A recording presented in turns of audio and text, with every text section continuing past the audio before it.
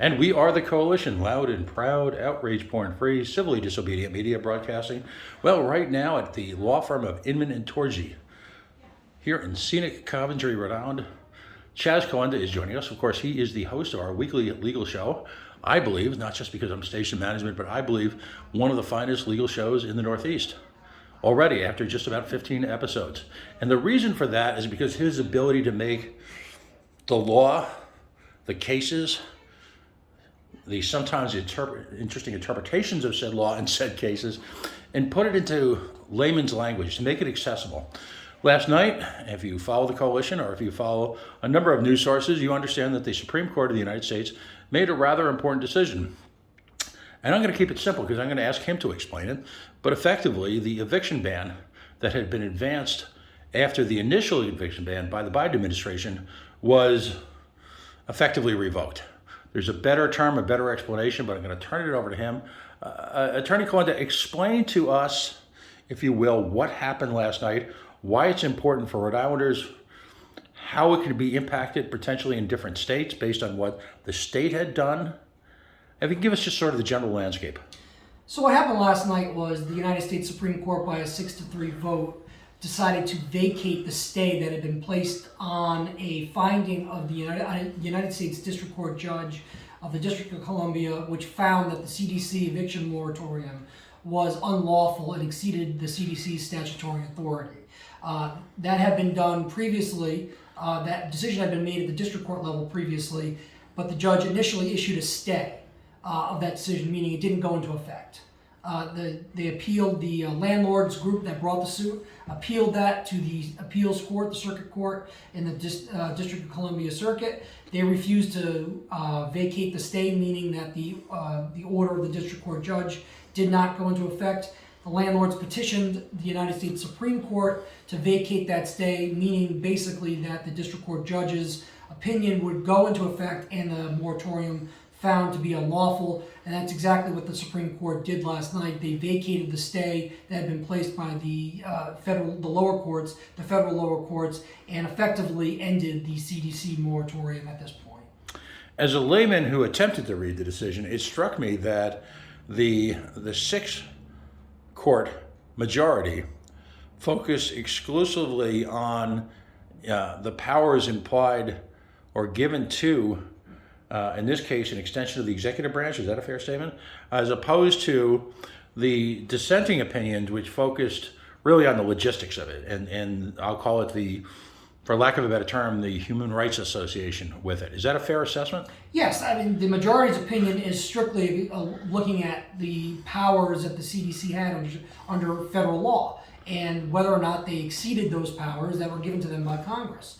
And the CDC is a part of the executive branch, so they can only create rules, regulations that are consistent with existing federal law. Now, at one point, I believe it was March 2020, Congress did pass the Coronavirus Aid, Relief, and Economic Security Act, which did include a moratorium for evictions. That expired, and then the CDC they extended it, I believe, for an additional 1 month, but Congress did.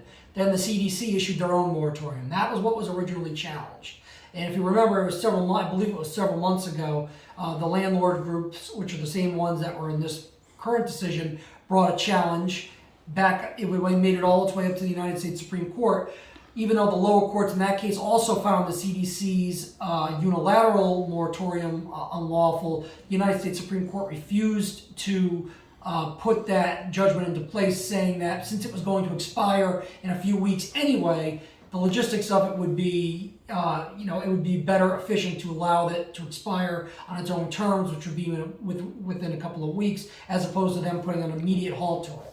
But at that time, there were 4 justices who said they would have immediately granted the stay of the lower court's order, or lifted the stay of the lower court's order, and allowed and terminated the moratorium.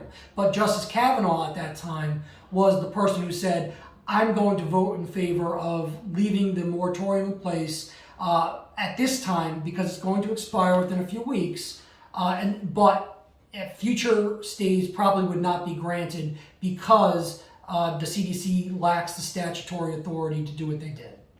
If there's a common thread through a lot of the controversy that are occurring both here locally in Rhode Island and nationally, it appears, again, as a layman, that the question often revolves around powers vested in the executive branch versus that which has been expressly granted by the legislature.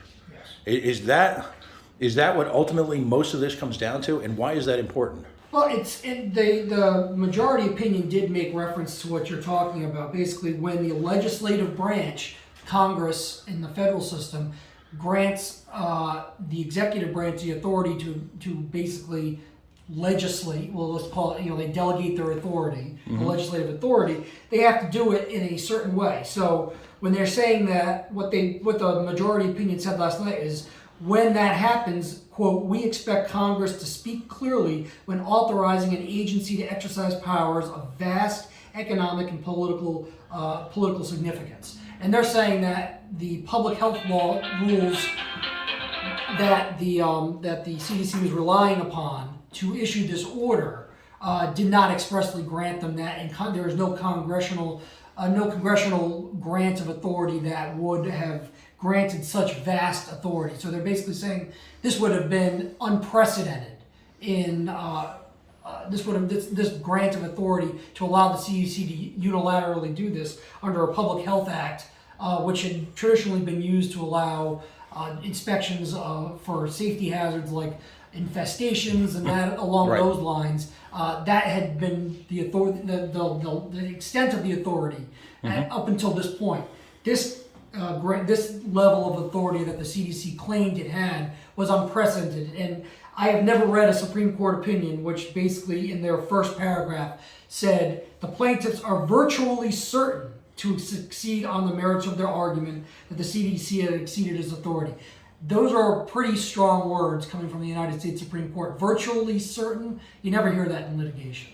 Much has been made in the conversation surrounding last night's decision by the Supreme Court justices about the depth in which essentially, I should say, the multi-page discussion / decision that was issued, the depth it went into when it was typically just a 1 or 2 line statement that would be issued by the court in upholding the lower court's decision. Is that accurate? And yes, because this had been briefed twice before this court. Like I said, this had been to the court a previous time before they had issued this decision last night. So the court was obviously well aware of the facts and the law that had already been argued on several occasions, not only at their court but at the lower courts. So generally this was on what they call the shadow docket. This was not one that had been scheduled in advance. This was done on an emergency basis. right.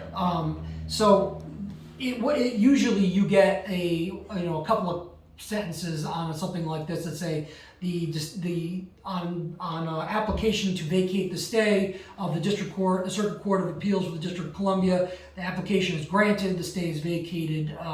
So-and-so either agrees, concurs, and so-and-so dissents with that order. You got an 8-page, essentially, per curiam decision, which means it's unsigned, opinion of the court, which went into much more detail than you would generally get.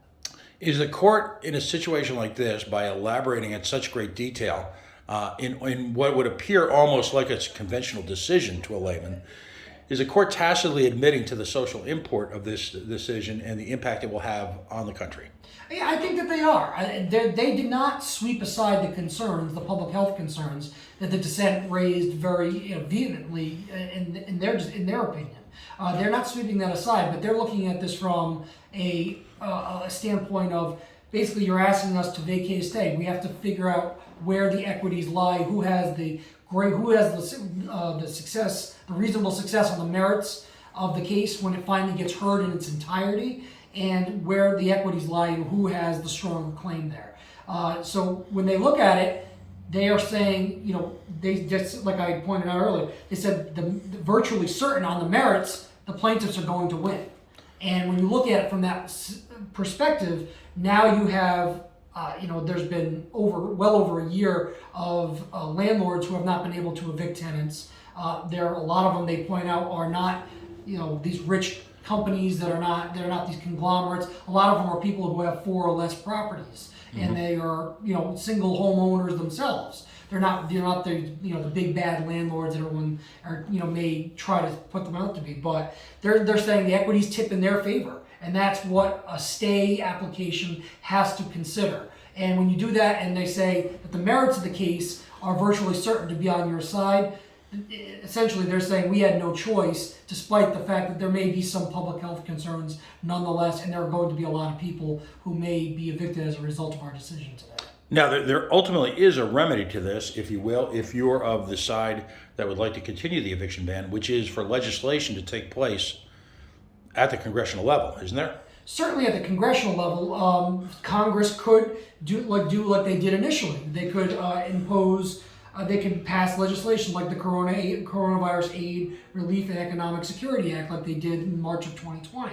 But landlord-tenant law is generally an issue of state law, and the majority opinion actually made reference to that. So when they say when Congress at the federal level basically intrudes into an area that's traditionally state law, they must be very explicit as to what powers they're giving an executive agency to intrude upon that. And in this case, they did not find that Congress had given them, the CDC in this case, any authority to invade upon that territory. Any reflection on what impact this will have on the state of Rhode Island? It's unclear at the moment because right now there's an administrative order issued by the district court, which is the court in Rhode Island, which has exclusive jurisdiction over evictions. And right now they are not accepting applications to execute on judgments of evictions that have already been issued but unable to be acted upon. Right. I expect that the district court will issue guidance shortly because now that the United States Supreme Court has effectively struck down this CDC moratorium, the district court in and of itself has no authority in Rhode Island to stop evictions. They certainly can manage the scheduling of them, how many will be heard in a certain period of time, but absent a change of law here, even in the state of Rhode Island, the court will have to start accepting the eviction, not only evictions, but requests for execution on judgments that have already been issued. Well, again, thank you for clarifying this. As is almost always the case, the actual reality of the law